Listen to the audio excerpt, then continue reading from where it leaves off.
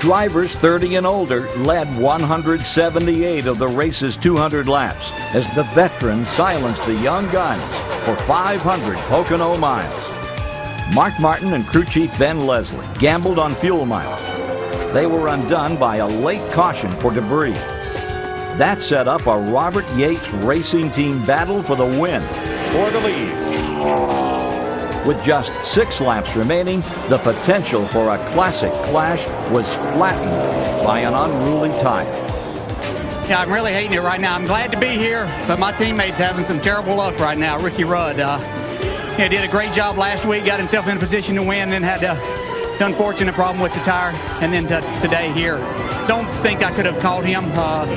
We were just so equal, and it's really hard when you're trying to run down another Robert Yates engine, and makes it difficult. Matt Kenseth earned 2 early wins at Rockingham and again at Texas, but was in free fall through the point standings as he arrived at Michigan in June. A Father's Day trip to the home state of boss Jack Roush would be just what the doctor ordered. Green flag. Let's crank it up for you on this restart. After a long day of strategy, fuel calculations, and teamwork on pit road, Elliott Sadler's spin with 4 laps to go brought out the red flag. It set up a 3-lap shootout to the finish. Jarrett is there, going after Newman. I believe he's got it, boys. He has those 4 fresh tires. He's going to take second position. I think going for the win. He's going to go to the outside. Where? Here he comes. Go to block. Here he comes. Kent is going to try to block him. Jarrett going for 2 in a row. Matt Kenseth leads it. Jarrett looks low. No. Kenseth to win it. Still 3 races shy of the season's halfway mark. The third-year driver already had 3 trophies on his mantle. After 5 months of left turns, it was time for a change of pace and scenery. The newly renamed Infineon Raceway is a 10-turn road trip through the rolling wine country of Northern California. Road racing is an art mastered by a truly elite group of Winston Cup drivers. It's the only style of racing that brings out the one-race hired guns. Turning left and right seems simple enough. It's something we all do every day, but not at 120 miles per hour. Early on, attrition was high. Points leader Sterling Marlin lost power steering, then his engine. He finished 43rd. 3-time Sonoma winner Jeff Gordon finished 37 with a failed rear end gear. Michigan winner Matt Kenseth met the same fate, finished 39th. When the dust cleared, the unlikeliest of leaders was cruising toward a win. Connecticut's Jerry Nadeau, pinch hitting for Steve Grissom in Richard Petty's number 44 Dodge, was nursing a 5-second lead over Ricky Rudd with just 2 laps to go. The dream ended and reality set in. And it's over. What happened? It blew up. I heard him say it was blowing up. The glass slipper broke for Jerry Nadeau. That's such a shame. After heartbreak at Richmond, Dover, and Pocono, Ricky Rudd finally saw a break go his way and won at Infineon for the 2nd time. Nadeau could only imagine what might have been. It always seems to happen to me. Oh man, last year we ran out of fuel at Atlanta. Should have won that race with 2 to go, 1 to go. Chicago, same thing, we leading the race. I tell you what, the guys gave me an awesome race car. Ricky Rudd barely had time to celebrate his Sears Point win. His mind was already focused on his future. Car owner Robert Yates had announced that Elliott Sadler would be moving over from Wood Brothers Racing in 2003, reportedly to drive Rudd's car. It was a move that would kickstart one of the wildest silly seasons in recent memory. And as Rudd weighed his options for the next season, the entire garage waited for other shoes to drop. Nearly half a year after the season had started at Daytona, it was time to return to the beach. Only now it would be under the lights.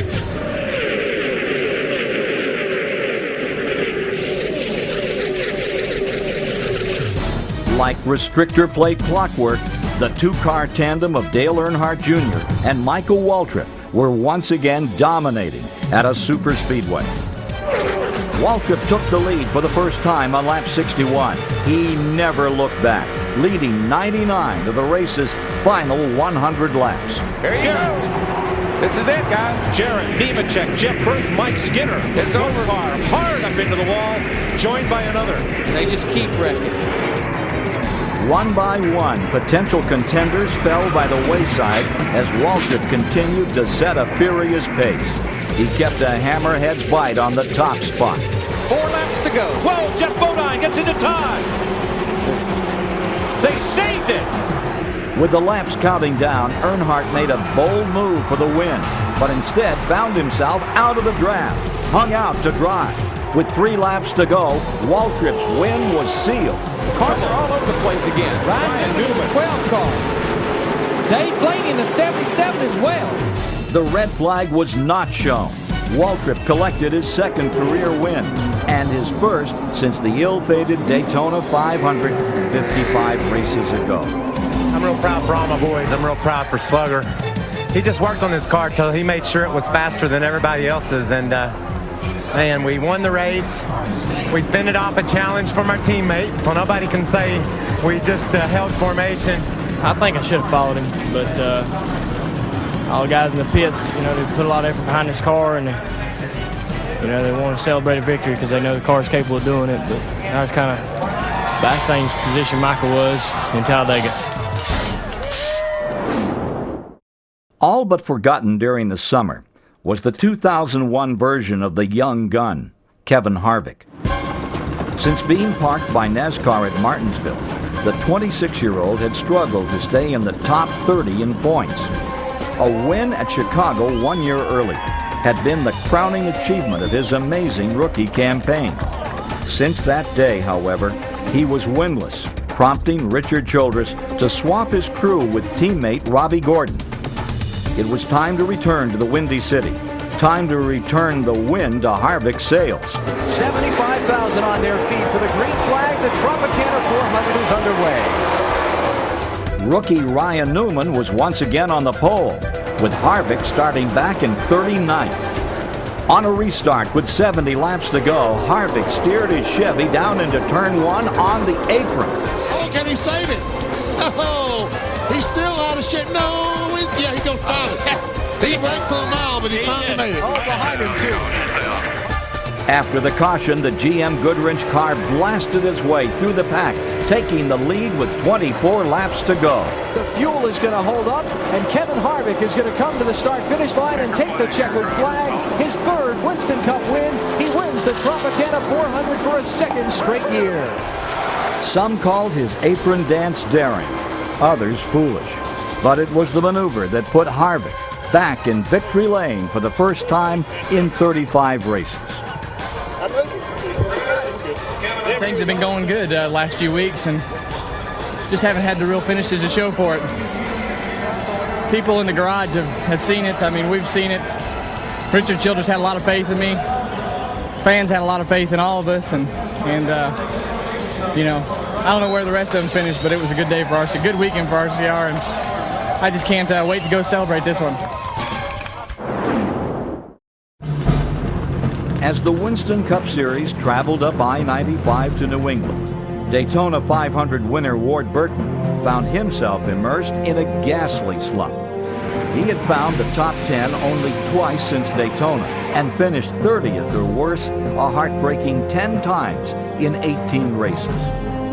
The New Hampshire International Speedway represented new hope, a new start, and sported a track surface with brand new asphalt inside its tight, flat corners. In the early stages of that 300-mile event, that asphalt began to come up in chunks. Cars began to careen toward Loudon's white walls, and Goodyear tires were cut to ribbons by blacktop marbles. No one, not even race leaders, were immune. Matt Kenseth is the leader. Ward Burton is second. Look at this. Ward Burton on Kenseth for the lead. Burton took the lead with 9 laps to go. He held off upstart Jeff Green for his second win of the season. He had started the day 31st and was still 25th in the point standings.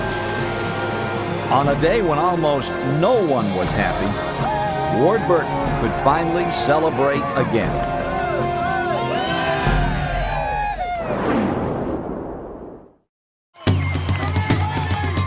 "19 races into the 2002 season, 13 different drivers had visited Victory Lane, and another 30 were becoming anxious to add their names to the list. The season's second trip to the Poconos might well have been in a time machine. On the pole for the second consecutive weekend was the oldest regular in the field, Bill Elliott. But it was two youngsters who took the most memorable ride of the day. Oh, trouble! Steve Park is off into the infield.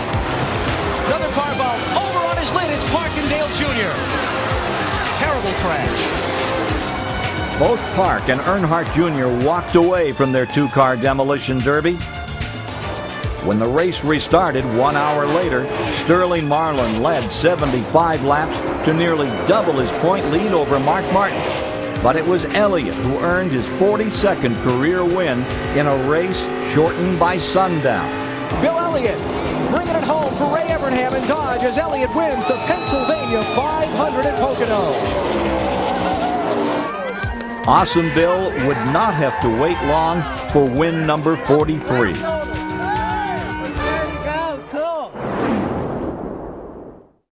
Before there was a Martinsville, a Darlington, or even a Daytona International Speedway, there was Indianapolis.